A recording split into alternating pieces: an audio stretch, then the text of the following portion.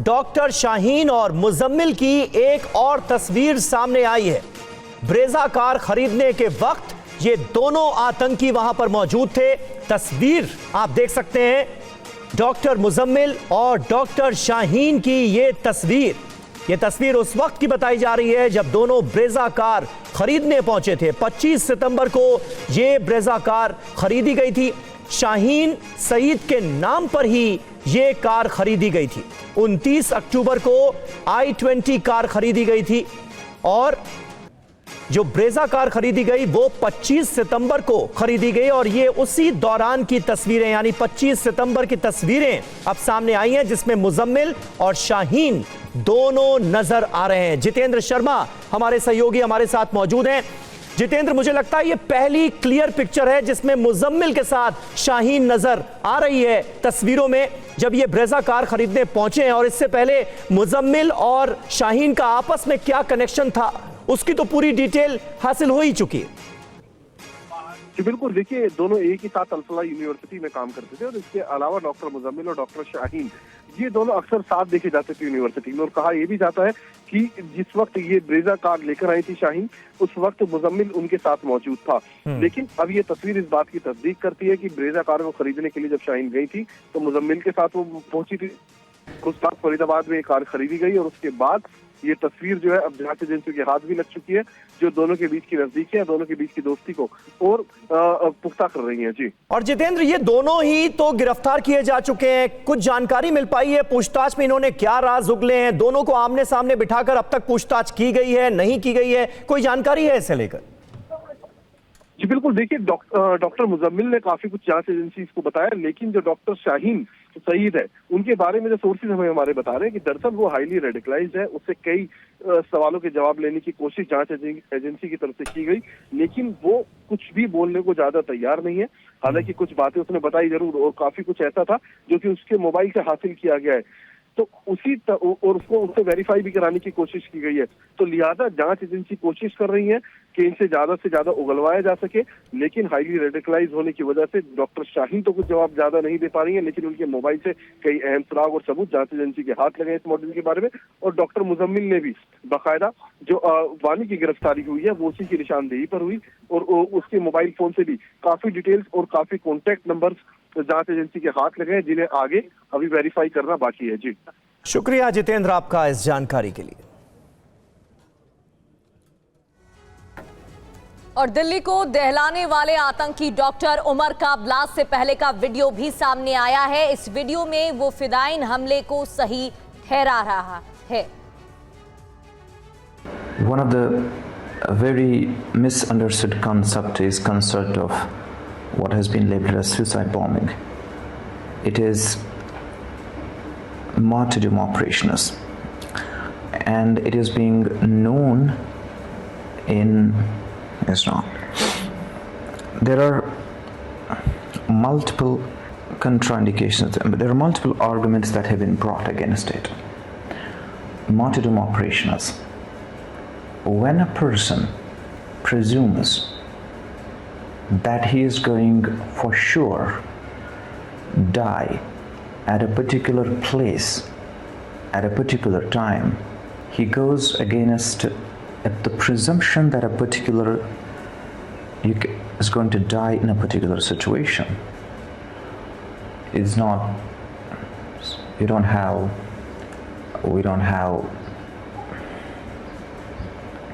situation. Doctor Umar का blast से पहले का वीडियो डिकोड करने पर बड़ा पर्दाफाश हुआ है। फर्राटेदार अंग्रेजी में सुसाइड बॉम्बिंग की परिभाषा समझाना कोई सामान्य बात नहीं है। One of the very misunderstood concept is concept of आतंकवाद की वकालत अंग्रेजी में तकरीर। डॉक्टर उमर फर्राटेदार अंग्रेजी में सुसाइड बॉम्बिंग को जायज ठहरा रहा है। इस वीडियो में आतंकी उमर नबी अकेला है और कैमरे के सामने बैठकर वीडियो बना रहा है। इस वीडियो में आतंकी उमर कहता है कि सुसाइड बॉम्बिंग को ठीक से समझा नहीं गया।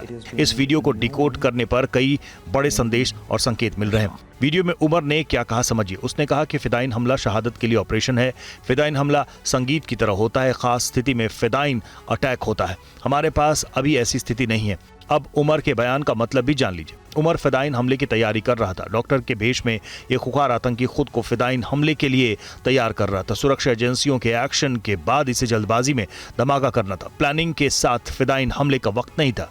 वहीं इस वीडियो में उमर ने अपनी टी शर्ट में लैपल माइक लगाया हुआ था। वीडियो शूट करते वक्त वो कहता है कि लोग जो सबसे बड़ी गलती करते हैं वो ये समझने में नाकाम रहना है कि बॉम्ब विस्फोट या आत्मघाती बॉम्ब विस्फोट का विचार असल में क्या है। इसके खिलाफ कई विरोधाभास और अनगिनत तर्क है। और जम्मू से इस वक्त एक बड़ी खबर आ रही है। आतंक के डॉक्टर मॉड्यूल की जांच हो रही है। जम्मू में सरकारी मेडिकल कॉलेज में जांच की जा रही है। डॉक्टरों के लॉकर्स को खंगाला जा रहा है। डॉक्टर्स के लॉकर्स की जांच की जा रही है।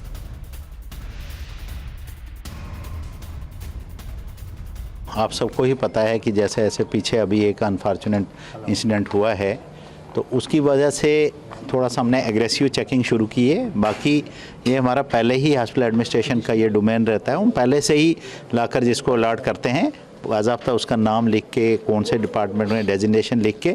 लेकिन अब थोड़ा सा हमने चेंज किया है, क्योंकि इसमें गवर्नमेंट ने गाइडलाइन निकाली है, गाइडलाइन हमारे लिए एक एडवाइजरी निकाली है, प्रिंसिपल साहब ने भी निकाली है। तो जैसे आपके सामने ही ये लॉकर्स हैं, इनको हमने कोडिंग की है।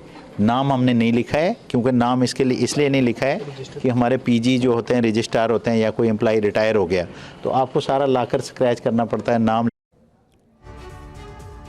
और दिल्ली ब्लास्ट केस में ईडी का बड़ा एक्शन। अल फलाह ट्रस्ट से जुड़े 25 ठिकानों पर रेड की गई है। टेरर फंडिंग की जांच को लेकर एक्शन। दिल्ली में ओखला दफ्तर पर भी ईडी की रेड हुई। यूनिवर्सिटी की फंडिंग को लेकर ये छापे मारे गए।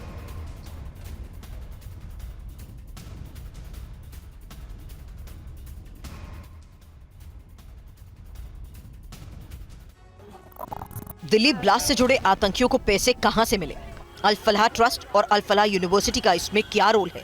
इन तमाम सवालों का जवाब जानने के लिए एनफोर्समेंट डायरेक्टोरेट की टीम ने अल फलाह यूनिवर्सिटी के दिल्ली में ओखला ऑफिस समेत दिल्ली और फरीदाबाद में 25 अलग अलग ठिकानों पर छापेमारी की। दिल्ली कार ब्लास्ट केस में शामिल डॉक्टर उमर समेत कई अभियुक्त इसी यूनिवर्सिटी से हैं, तो वहीं यूनिवर्सिटी को मिलने वाले फंड को लेकर भी तमाम सवाल उठ रहे हैं। अल फलाह ट्रस्ट से जुड़ी 9 संदिग्ध शेल कंपनीज ईडी के खास रडार पर हैं, जो सभी एक ही पते पर रजिस्टर्ड हैं। शुरुआती जांच में ऐसे कई तथ्य सामने आए जो शेल कंपनी की ओर इशारा करते हैं। इसके घोषित ऑफिस में ना कोई स्टाफ है और ना ही बिजली पानी का इस्तेमाल होता है। अलग अलग कंपनीज में एक ही मोबाइल नंबर और ईमेल, ईपीएफओ, ईएसआईसी में भी कोई रिकॉर्ड नहीं, जबकि कागजों में बड़ा कारोबार दिखाया गया। बैंक खातों से नाम मात्र का वेतन भुगतान, एचआर रिकॉर्ड लगभग नदारद। जांच एजेंसियों का मानना है कि ये सारे संकेत बताते हैं कि इन कंपनियों का असली उद्देश्य संदिग्ध लेन देन को छिपाना हो सकता है। दिल्ली ब्लास्ट केस की जांच के सिलसिले में ईडी का एक्शन जारी है। ओखला में अल फलाह यूनिवर्सिटी के हेड ऑफिस में जब रेड की जा रही थी तो हमारे संवाददाता पुनीत शर्मा वहां मौजूद थे। रिपोर्ट देखिए। ये तमाम जो आतंकी थे, मुजम्मिल, आदिल, शाहीन, शाहिदा और सबसे बड़ा आतंकी जिसने इस ब्लास्ट को अंजाम दिया, उमर, इन सभी को विदेशों से फंडिंग की जा रही थी और कहीं ना कहीं पाकिस्तान, टर्की और बांग्लादेश का भी नाम सामने आ रहा है। अमोनियम नाइट्रेट जो 3200 किलो खरीदा गया था, उसके लिए पैसे की फंडिंग की गई थी। शाहीन, शाहिदा के अलग अलग बैंकों में अकाउंट मिले हैं, जिनमें लखनऊ, कानपुर और दिल्ली के 2 अकाउंट शामिल है। तमाम चीजों की जांच की जा रही है और ऐसे में यूनिवर्सिटी को फंड कहां से मिलता था, क्योंकि चारों डॉक्टर इसी यूनिवर्सिटी के अंतर्गत उसमें काम कर रहे थे, उनकी सैलरी जाती थी। तो इस अल फलाह संस्थान को फंडिंग कहां से हो रही थी, पैसों का क्या क्या लेन देन है, क्या इस फंड का इस्तेमाल दिल्ली ब्लास्ट और दूसरे आतंकी गतिविधियों में किया गया, इन तमाम चीजों की जानकारी के लिए फिलहाल जो अलग अलग दस्तावेज हैं उनकी ईडी की टीम इस वक्त अल फलाह के हेडक्वार्टर जामिया नगर दिल्ली में रेड करे। ईडी की टीम अल फलाह यूनिवर्सिटी के कैंपस में भी पहुंची और छापेमारी की। देखिए हमारे संवाददाता विवेक शर्मा की ये रिपोर्ट। दिल्ली वाले ट्रस्ट ऑफिस के साथ साथ फरीदाबाद यूनिवर्सिटी के अलावा करीब 25 ठिकानों पर ईडी की रेड एक साथ चल रही है। इसमें कई अधिकारी वो भी शामिल हैं जो कि अल फलाह यूनिवर्सिटी से जुड़े हुए हैं या फिर वहाँ के संस्थान बताए जा रहे हैं। आपको बता दें कि अल फलाह यूनिवर्सिटी को लेकर लगातार ईडी की टीम जो है अब इस यूनिवर्सिटी के अंदर जाँच पड़ताल करती हुई नजर आ रही है। जो इलेक्ट्रॉनिक दस्तावेज हैं उनकी जाँच पड़ताल की जा रही है। दरअसल छापों के दौरान अधिकारियों ने ग्रुप से जुड़ी 9 संदिग्ध शेल कंपनियों की गतिविधियों संदिग्धों को जांच के दायरे में लिया हुआ है, जो कि सभी एक ही पते पर रजिस्टर्ड बताई जा रही है। जांच के दौरान कई संदेह करने वाली बात सामने आई, जैसे कि घोषित ऑफिस में कोई भी स्टाफ नहीं मिला है और ना ही बिजली पानी का इस्तेमाल मिला है। तो काफ़ी संदेह जो है वो कहीं ना कहीं अल्फा यूनिवर्सिटी को लेकर ईडी के सामने निकल के सामने आया है। उसी के आधार पर जो है ईडी की टीम जाँच का दायरा बढ़ाती हुई नजर आ रही है। करीब 25 ठिकानों पर ये रेड जो है वो चल रही है। कई इलेक्ट्रॉनिक दस्तावेज जो है वो बरामद किए गए हैं। हर एक खाते की जांच पड़ताल की जा रही है। यूनिवर्सिटी कब बनी थी, कैसे बनी थी, कैसे फंड आता है, हर एक एंगल से ईडी की टीम जो है वो तफ्तीश करती हुई नजर आ रही है।